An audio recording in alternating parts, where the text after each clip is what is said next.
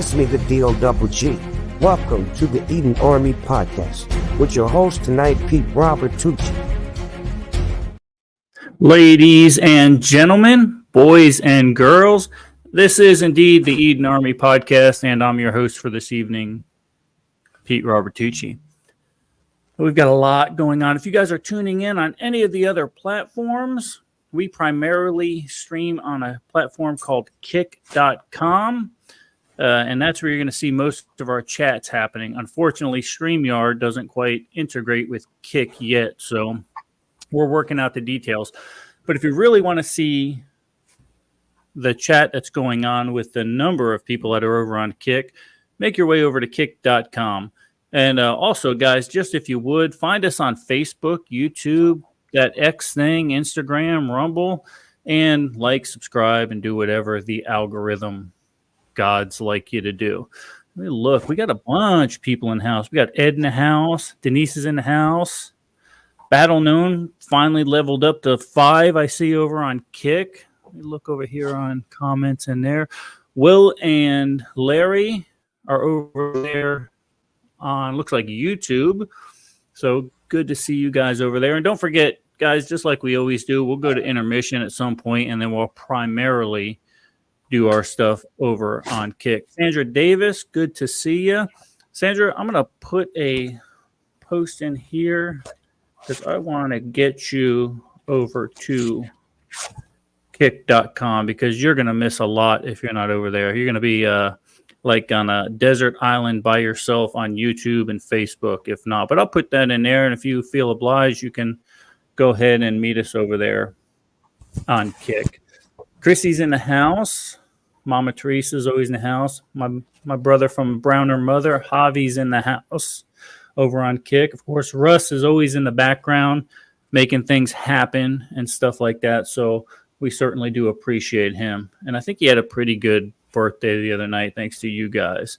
And it was a good guest appearance by the Angry American himself.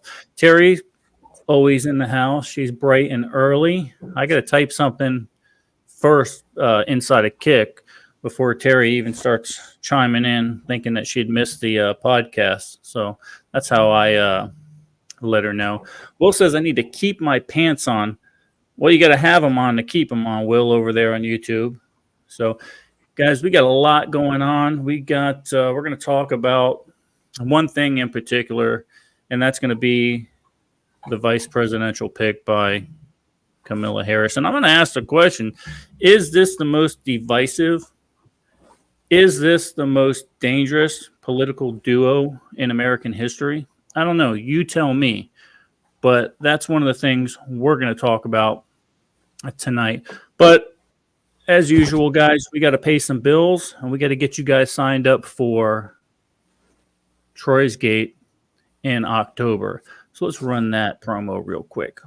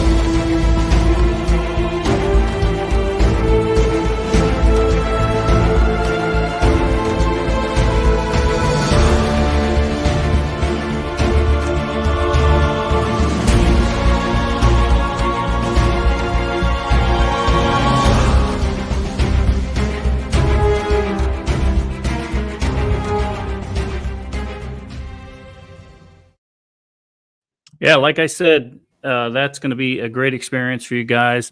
Sign up right there on the link provided. It'll be scrolling through the Kick chat. And if you can't afford both days, I get it. At least get your deposit in, which will ensure that you're there for the Troy's Gate experience. And that's a life-changing piece of training, I would think. So you won't regret it, I promise. So guys, like I said earlier, Kamala Harris picked her vice presidential running mate.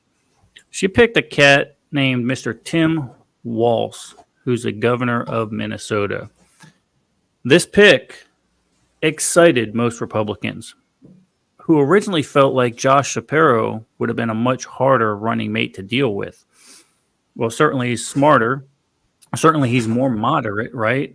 But Camilla decided she was going to pick this knucklehead that is going to be really problematic for the Democratic Party. Some pundits are saying that the reason they bypassed Shapiro was that the Democrats are showing their true anti-Semitic colors and are continuing to pander to the far left radicals like Omar and Tlaib, hoping to grab some of that support that the Democrats have lost over the war in Gaza, right?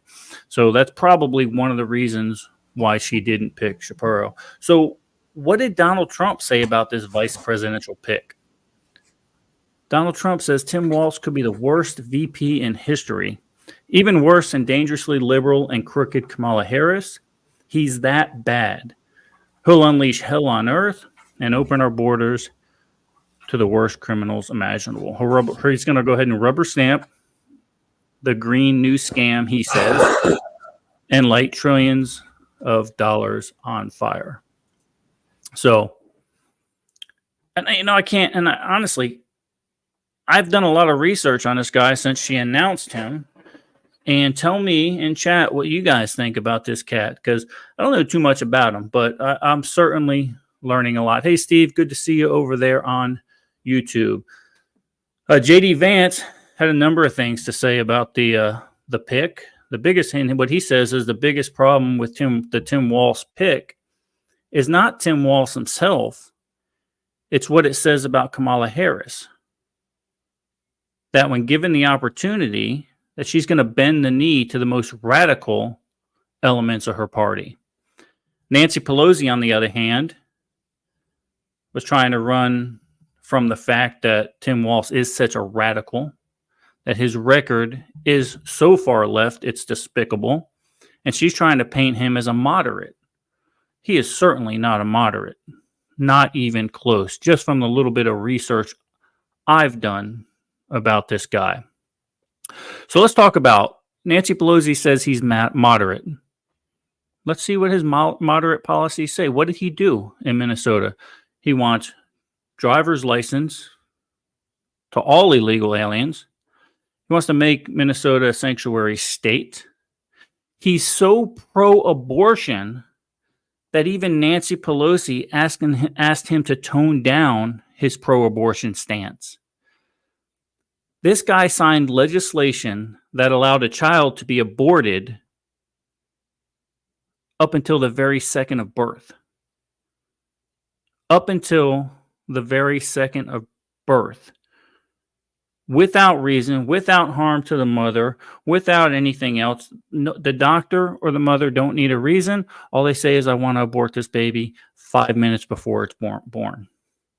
This is what he signed into legislation. During the COVID pandemic, the Walz regime ran ads asking people to snitch on their neighbor if they weren't following his policies regarding COVID.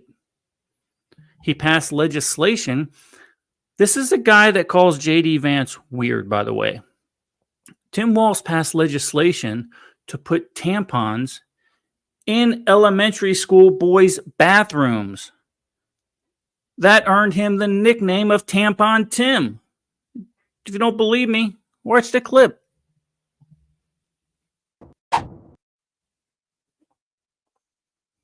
He was talking about loving your neighbors. During COVID, he had a hotline to snitch on your neighbors. There was 10,000 of these complaints that were coming in. And I would say, as far as the weird argument, and keep throwing this weird around, I mean, he was signing legislation that was requiring taxpayer-funded distribution of tampons in boys' bathrooms in elementary schools. So if you want to go there, and we're going to start having a debate about weird, I mean, it's not like he has clean hands here. Again, I think at the end of the day, though, rather than going back and forth on what's weirder, I think we should just talk about who's going to solve the issues that voters say are their top issues for the future of this country.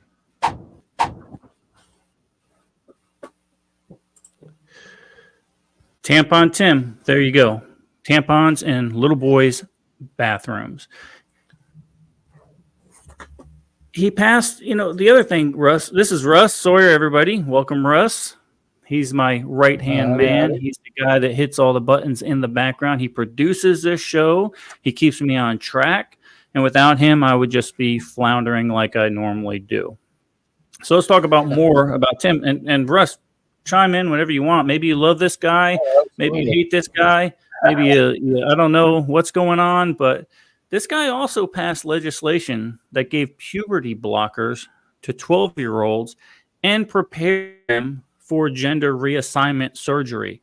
And if you don't believe me, there's a picture of him signing the bill next to a 12-year-old boy who feels like he needs to get his wanker cut off at 12 years old.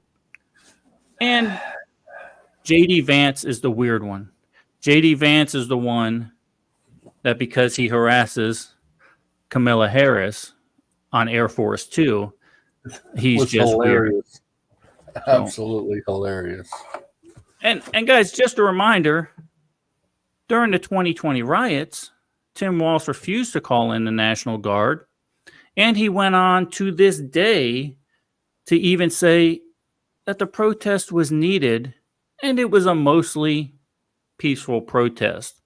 Tell that to the people that were killed. Tell that to the businesses that were burned down, that are still not rebuilt.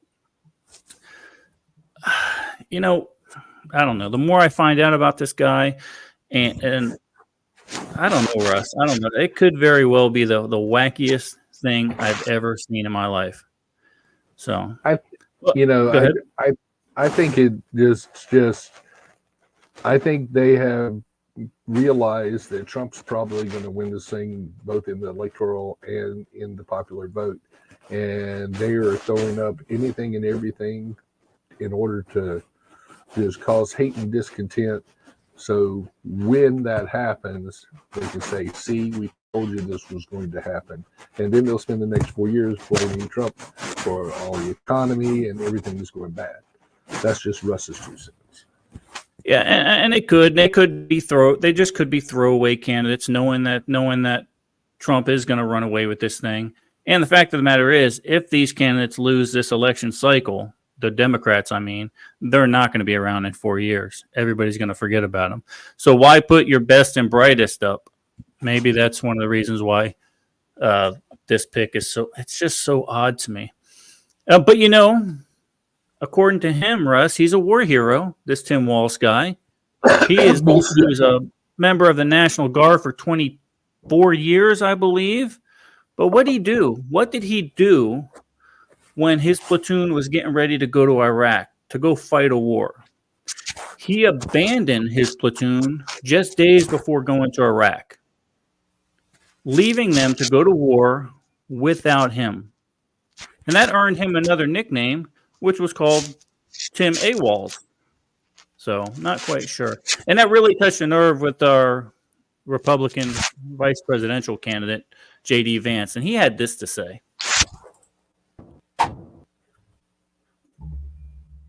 What really bothers me about Tim Walz, it's not even the positions that he's taken, though certainly he has been a far left radical. You know what really bothers me about Tim Walz as a Marine who served his country in uniform?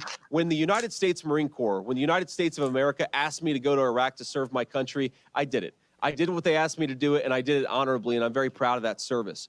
When Tim Walz was asked by his country to go to Iraq, you know what he did? He dropped out of the Army and allowed his unit to go without him, a fact that he's been criticized for aggressively by a lot of the people that he served with.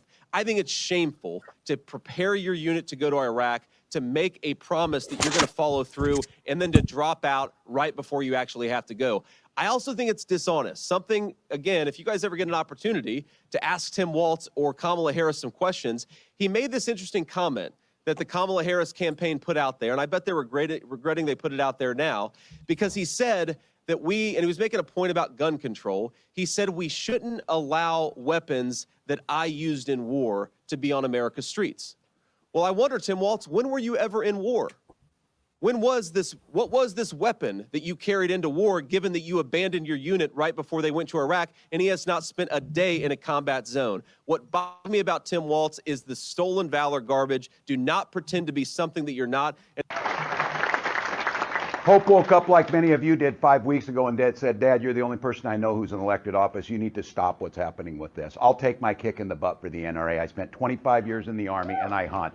And I gave the money back, and I'll tell you what I have been doing. I've been voting for common sense legislation that protects the Second Amendment, but we can do background checks. We can do CDC research. We can make sure we don't have reciprocal carry among states, and we can make sure that those weapons of war that I carried in war is the only place where those weapons are at.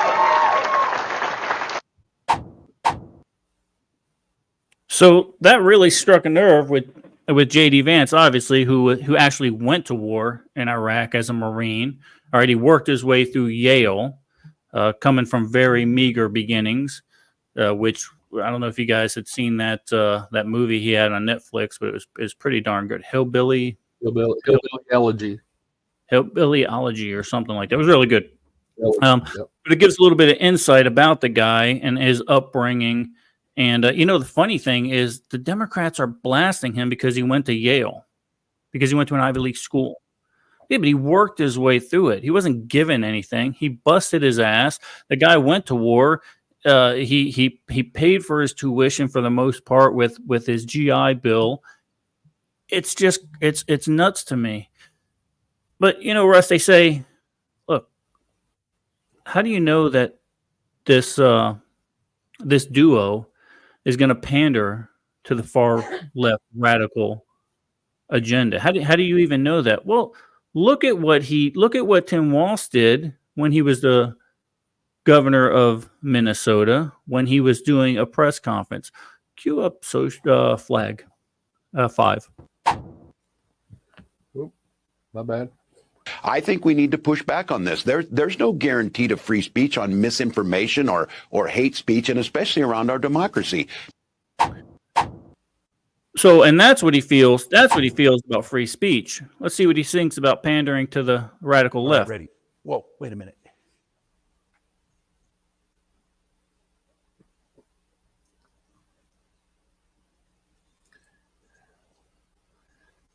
He ought to have been cashiered. There, that's better. So for you, those of you that don't know, that was a Somalian flag, first of all. And Minnesota, St. Paul area has a large population of Somalian refugees that actually live there.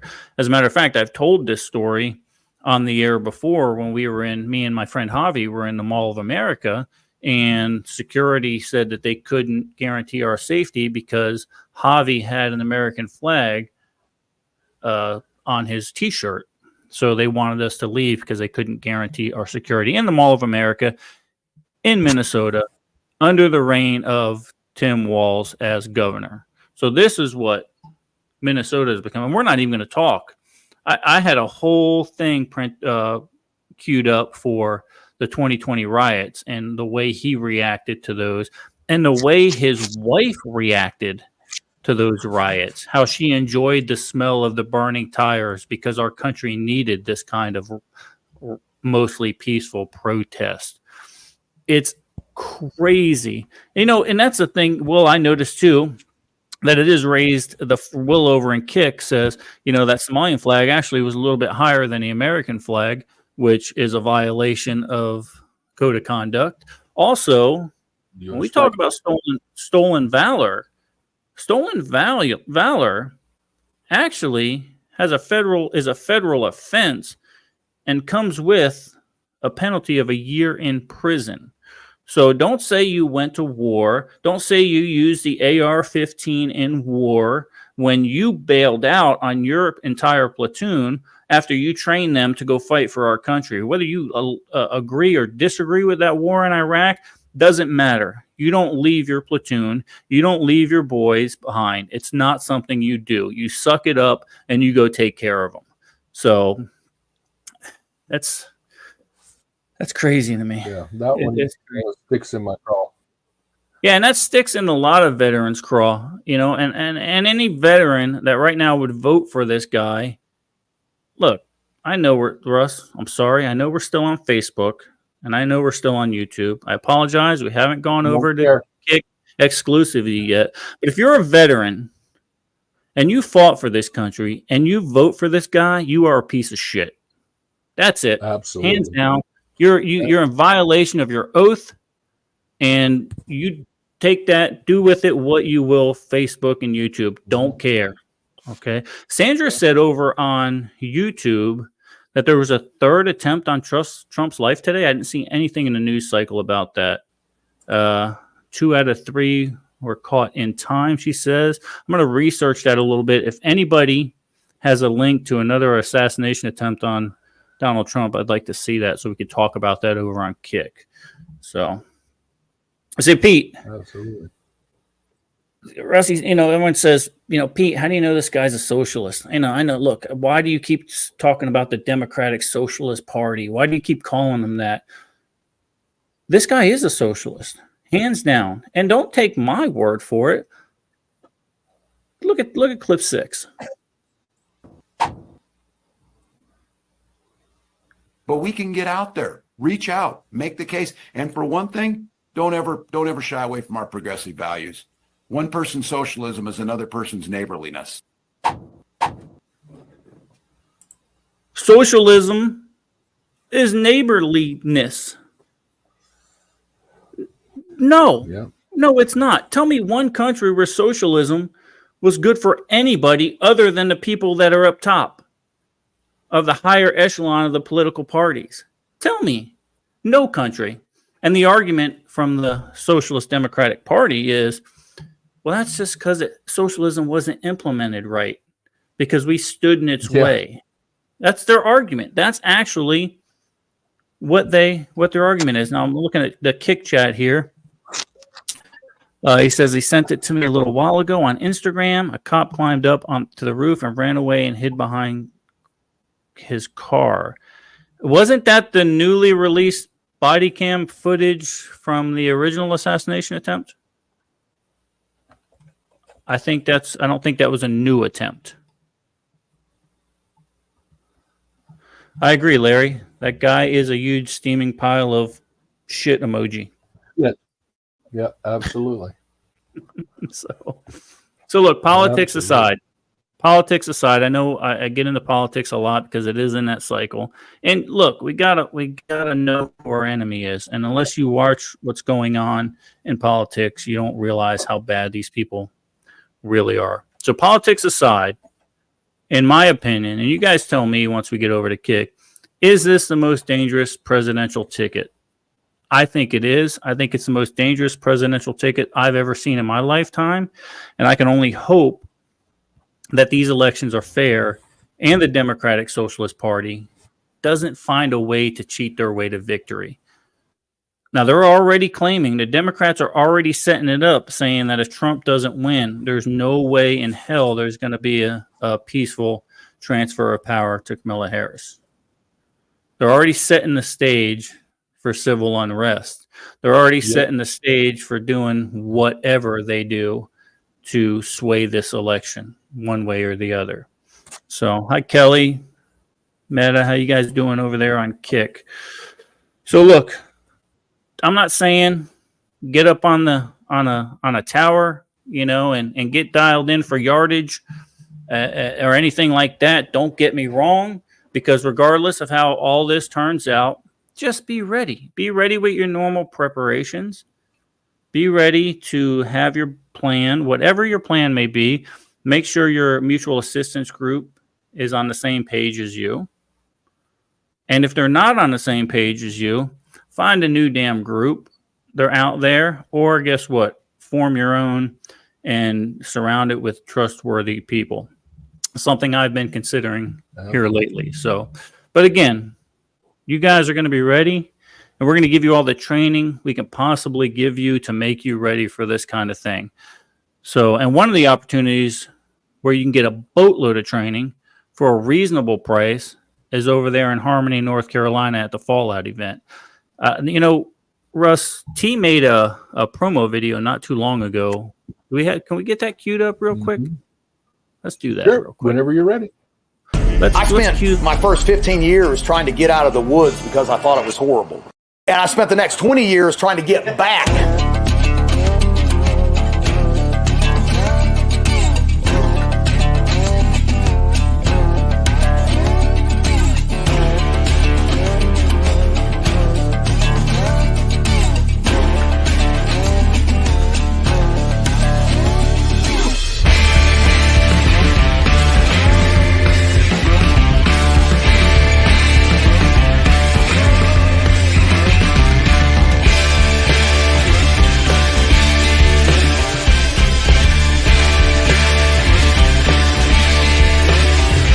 The truth of the matter is we need to be well-rounded individuals like our forefathers were.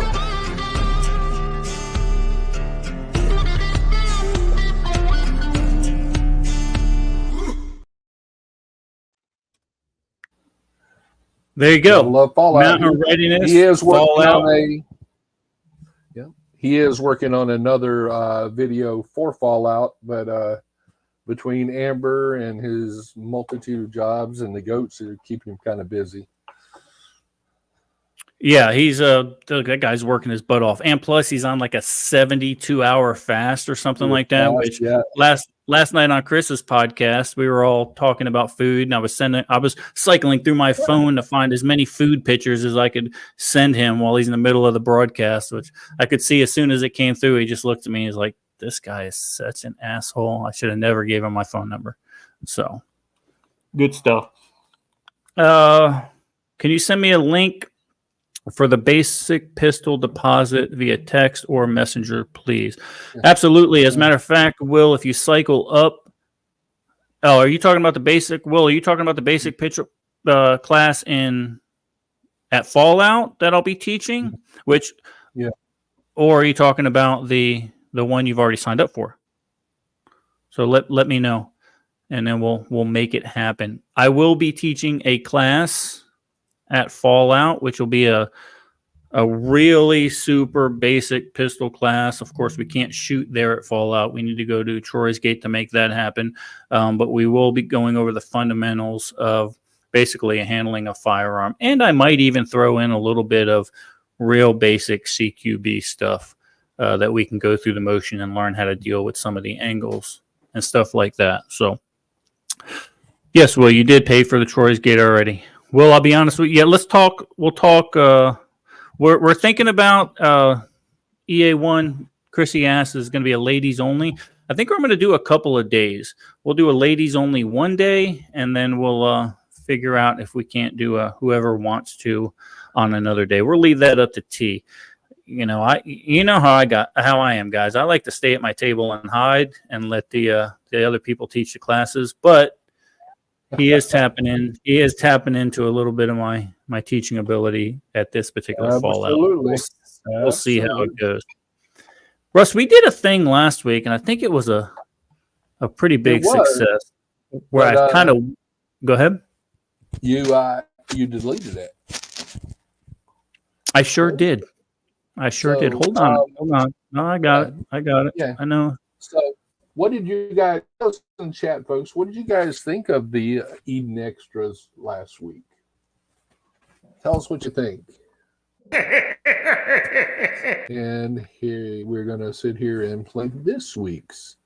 Yeah. So this week we're gonna do the Eden Extra. We only got one of them, okay? Because it's hard to find kind of weird, off the wall kind of stuff. But there's one spot where I'm guaranteed, there's one spot in this country where I can guarantee to find the wackiest news articles. And that's from the Florida man himself. Let's see what Snoop has to say about this week's Eden Extra. In this week's Eden Extra, that Florida man is at it again. A Florida man who goes by Pee-wee was accused of exposing himself to shoppers at Target and Walmart. Charges were later dropped. The lead detective was quoted saying, "The evidence was too small to spot on security cameras." The district attorney added, nobody in our office could see enough evidence to prosecute.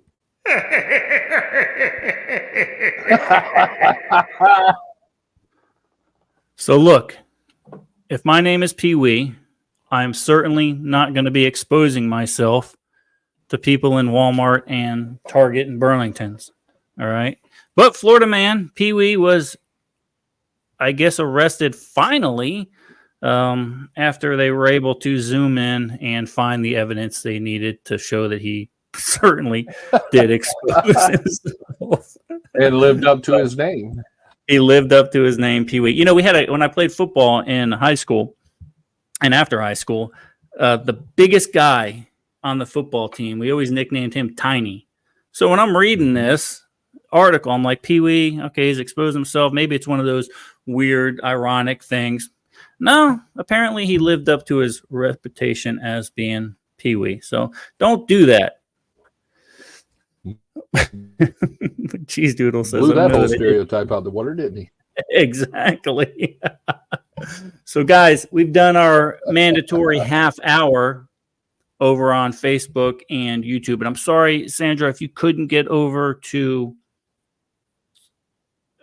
Kick, but this is a part of the show where we take our intermission and then we primarily go on to Kick so we can really say what we feel about the politics and the events that are going on in the world, because they're a little more laxed over there. So let's hit a intermission. We'll be back right after this intermission, guys.